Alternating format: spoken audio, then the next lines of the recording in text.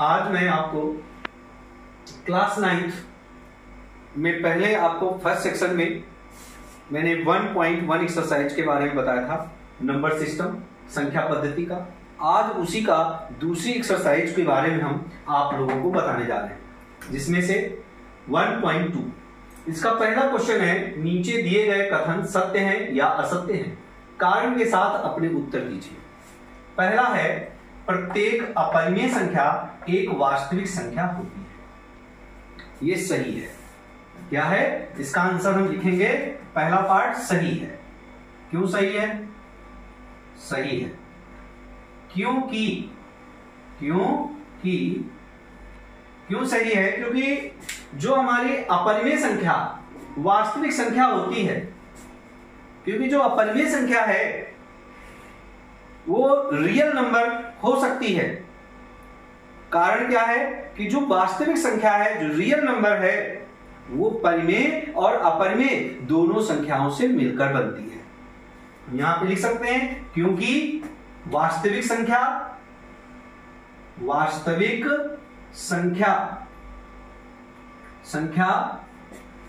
परिमेय व अपरिमेय संख्याओं से मिलकर बनती है। जो वास्तविक संख्या है वो परिमेय और अपरिमेय दोनों संख्याओं को मिलकर के बनता है। वास्तविक संख्या चाहे इरेशनल नंबर हो और चाहे रेशनल नंबर हो। Real number is include rational और इरेशनल नंबर। कहने का मतलब ये हुआ कि जो वास्तविक संख्या है वो परिमेय और अपरिमेय दोनों संख्याओं से मिलकर के बनती है, इसलिए यह कथन सत्य है। पहला पार्ट आपका सही है। अब बात करते हैं हम सेकंड पार्ट। सेकंड पार्ट में कहा गया, संख्या रेखा का प्रत्येक बिंदु √m के एक रूप √m के एक का होता है जहां m एक प्राकृतिक संख्या है। बच्चों, जो हमारी रूट होता है, रूट का मतलब होता है वर्ग मूल। तो ये √m का मतलब क्या होता है? √m का मतलब होता है वर्गमूल। अब मान ले m 4 है तो √4 आपका 2 होगा। √4 आपका क्या होगा? 2 होगा। इसका मतलब ये हुआ कि ये जो संख्या है वो आपकी धनात्मक संख्याओं का होगा, ये ऋणात्मक संख्याओं का नहीं होगा। इसलिए सेकंड पार्ट आपका गलत है। सेकंड पार्ट आपका सही नहीं है। नहीं सही है, ये नहीं है, गलत है। ये पार्ट आपका गलत है। सेकंड पार्ट आपका गलत है। अब बात करते हैं थर्ड पार्ट। तो पहले पार्ट में आपको पता चल गया सही पार्ट है। सेकंड पार्ट में क्योंकि धनात्मक संख्याओं का रूट पॉजिटिव होता है पर ऋणात्मक संख्याओं का रूट नहीं ज्ञात कर सकते। एग्जांपल अगर ले लें, √-4 दिया है तो इसको आप 2√-1 लिख दोगे और -1 का आप नहीं निकाल पाओगे। इसके बारे में आगे चल करके हम पढ़ेंगे, जहां पर हम इमेजिनरी संख्या के बारे में पढ़ते हैं, काल्पनिक संख्या के बारे में पढ़ते हैं। अब बात करते हैं थर्ड। प्रत्येक वास्तविक संख्या एक अपरिमेय संख्या होती है। ये भी सत्य है। थर्ड पार्ट भी हमारा सत्य है, सही है, सत्य है, सही है। क्यों सही है? क्योंकि हमारी वास्तविक संख्या परिमेय और अपरिमेय दोनों से मिलकर के बनती है। जो हमारी वास्तविक संख्या है वो परिमेय और अपरिमेय दोनों से मिलकर बनती है, इसलिए प्रत्येक वास्तविक संख्या एक अपरिमेय संख्या होती है। नहीं, ये गलत है। क्यों गलत है बच्चों? ये गलत है। क्यों गलत है? क्योंकि यहां पर प्रत्येक वास्तविक संख्या परिमेय और अपरिमेय दोनों से मिलकर के बनती है, इसलिए ये गलत है। क्योंकि यहां पर केवल ये दिया है कि प्रत्येक वास्तविक संख्या एक अपरिमेय संख्या है? नहीं हो सकता, क्योंकि परिमेय संख्या वास्तविक संख्या परिमेय और अपरिमेय दोनों से मिलकर के बनती है, और यहां पे तो केवल अपरिमेय संख्या दिया हुआ है, इसलिए ये गलत होगा। ठीक है, अब हम आगे आपको क्वेश्चन नंबर 2 के बारे में एक्सरसाइज 1.2 का क्वेश्चन नंबर 2 बताने जा रहे हैं। क्वेश्चन है, क्या सभी धनात्मक पूर्णांकों के वर्गमूल अपरिमेय होते हैं? यदि नहीं तो एक ऐसी संख्या के वर्गमूल का उदाहरण दीजिए जो एक परिमेय संख्या है। तो आंसर में सबसे पहले हम बात करेंगे कि नहीं आंसर होगा। क्यों नहीं होगा? क्योंकि एग्जाम्पल अगर हम ले लें, √4 बराबर 2 होता है, इसी तरह से √9 बराबर 3 होता है।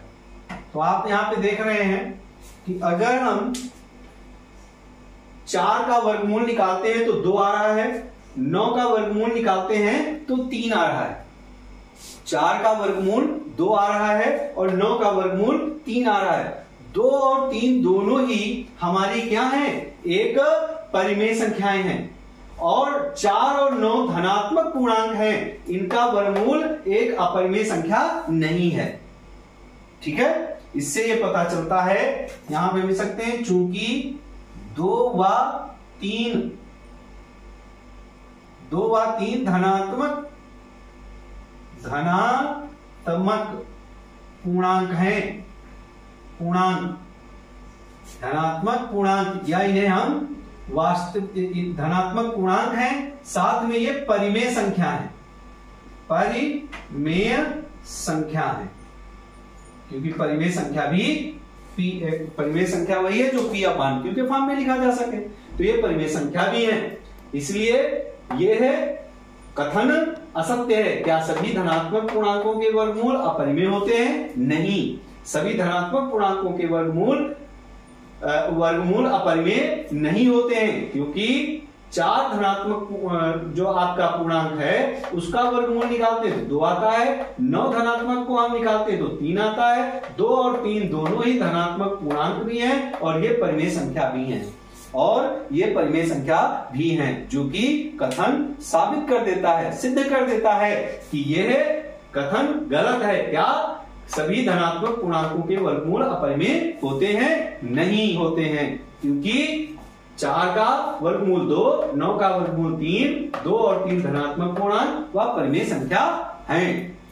अब आते हैं क्वेश्चन नंबर 3 की तरफ। दिखाइए कि संख्या रेखा पर √5 को किस प्रकार निरूपित किया जा सकता है। बच्चों, √5 को हम लिख सकते हैं √2 का स्क्वायर प्लस 1 का स्क्वायर लिख सकते हैं। √5 को हम बराबर √2 का स्क्वायर प्लस 1 का स्क्वायर, और एक रेखा हम खींच लेते हैं। ये रेखा आपकी खींच लिया, यहां पर हम 0 ले लेते हैं। ये हो गया आपका -1, ये हो गया आपका -2, ये हो गया आपका -3, ये हो गया आपका -4 और ये हो गया आपका -5। इधर 1 2 3 4 5 6 इस तरह से आगे बढ़ता चल जाएगा। सबसे पहले √5 निकालना है। √5 के 2 पार्ट हो गए, 2 का स्क्वायर और 1 का स्क्वायर। अगर हम ये कहां से हम लाए, क्योंकि √5 का अगर होल स्क्वायर करें और इसका भी होल स्क्वायर कर दें, कहां से? पाइथागोरस थ्योरम के नियम से। तो ये क्या हो जाएगा? 5 बराबर 2 का स्क्वायर प्लस 1 का स्क्वायर, 2 का स्क्वायर प्लस 1 का स्क्वायर। अब बात करें तो ये 5 तो आपका है, 5 को हम √5 का स्क्वायर भी तो लिख सकते हैं, लिख सकते हैं। तो यहां पे √5 का स्क्वायर ही तो है ये, तो ये आपका जो आ रहा है ये आपका 4 प्लस 1 आ रहा है। तो बच्चों यहां पर सबसे पहले हम 0 से 1, ये यहां से यहां तक 2 तक गए, हमने डार्क इसीलिए किया आप लोगों को समझ में आए, 2 तक गए, और ये ऊपर वाला पोर्शन हम थोड़ा सा मिटा देते हैं और आपको इसकी पूरी प्रक्रिया को समझाते हैं। यहां पर इसको आप लिख सकते हो, imply that 5 = 2 square plus 1 square. मतलब 4 प्लस 1। अब आप यहां पर ध्यान दें तो ये 0 से 2 तक जो गया ये आपका 2 पाइथागोरस थ्योरम में आपने पढ़ा था इसको। ये पाइथागोरस थ्योरम से, पाइथागोरस प्रमेय से, पाइथागोरस प्रमेय में आपने पढ़ा था कर्ण पर बना वर्ग शेष दो भुजाओं पर बने वर्गों की योग के बराबर होता है। तो यहां पे 5 कर्ण है, 2 आपका लंब हो गया और 1 आपका आधार हो गया। तो यहीं पर हमने यहां पे देखा कि 2 सेंटीमीटर ले लिया और 2 सेंटीमीटर के ऊपर हमने 1 सेंटीमीटर ले लिया और इसको ऐसे मिला दिया। ये हो गया आपका 2 और ये हो गया आपका 1। तो 2 का स्क्वायर और 1 का स्क्वायर ये आपका हो जाएगा √5। जैसा कि आपने देखा भी √5 बराबर यहां पे आया था √2 का स्क्वायर प्लस 1 का स्क्वायर। तो 2 का स्क्वायर मतलब ये 2 का स्क्वायर, 1 मतलब ये 1 का स्क्वायर। इसको 0 वाले को ही हम O मान लेते हैं, O A, और इसको मान लेते हैं B। अब बेटा हमारे पास यहां पर प्रकार का प्रयोग नहीं कर रहे हैं, लेकिन जब इससे हम प्रकार का प्रयोग करेंगे तो इसको dash dash dash dash dash dash dash dash ऐसे करके खींचेंगे। जब प्रकार का प्रयोग करेंगे तो प्रकार से ऐसे खींचेंगे ना, ये जो पॉइंट बनेगा ये आपका होगा C पॉइंट। क्या बनेगा? C point. और बेटा यहां से OC, जो आपकी ये OC रेखा बनेगी, OC रेखा, ये रेखा आपकी हो जाएगी √5। ठीक है बच्चों, क्योंकि ये जो √5 है तो इसको जब प्रकार से हम यहां पे क्रॉस करेंगे तो ये हमारा क्या बन जाएगा? C पॉइंट पर जो कट कर रहा है ये हमारा OC रेखा √5 बन जाएगा। कहने का तात्पर्य है कि यहां से यहां तक की जो दूरी होगी वो √5 होगी। ये आपको √5 को संख्या रेखा के रूप में रिप्रेजेंट कर दिया।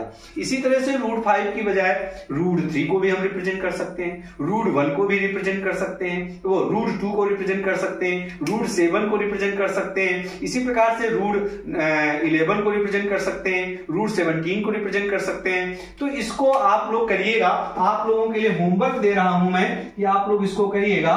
√7 को आप लोग करिएगा नंबर रेखा में रिप्रेजेंट करने के लिए, √11 को आप लोग करिएगा, √13 को आप लोग करिएगा और √17 को करिएगा। और इन सबको करिएगा। अगर कोई नहीं आता है तो आप हमसे पूछिएगा, फिर इनको भी हम आपको इनके लिए भी वीडियो बना देंगे। क्योंकि जब भी आप एग्जाम देते हो तो एग्जाम में इनमें से कोई ना कोई पूछा जाता है। आज मैंने जो आपकी एक्सरसाइज में था √5 वो हमने समझाया है और ये 4 हमने आपको होमवर्क दे दिया है। इसी में एक और बढ़ा लीजिए, √3 का भी कर लीजिएगा और एक बढ़ा लीजिए √2 का भी कर लीजिएगा। ये आपके पास क्वेश्चन हो गए 1 2 3 4 5 6। ये 6 क्वेश्चन आप लोगों को करना है। और प्यारे बच्चों, अगर ये आप लोगों को समझ में आया है तो लाइक करिएगा, कमेंट करिएगा। जो ना समझ में जो चीज समझ में ना आए उसको आप पूछने के लिए कमेंट करके पूछ सकते हो। और जो बच्चे इस वीडियो को नए लोग देख रहे हैं वो नए बच्चे इसको क्या करेंगे? सब्सक्राइब भी करेंगे, जिससे कि आपके पास जो हम नए वीडियो बनाएं वो चैप्टर वाइज वो आपके पास तक पहुंच सके।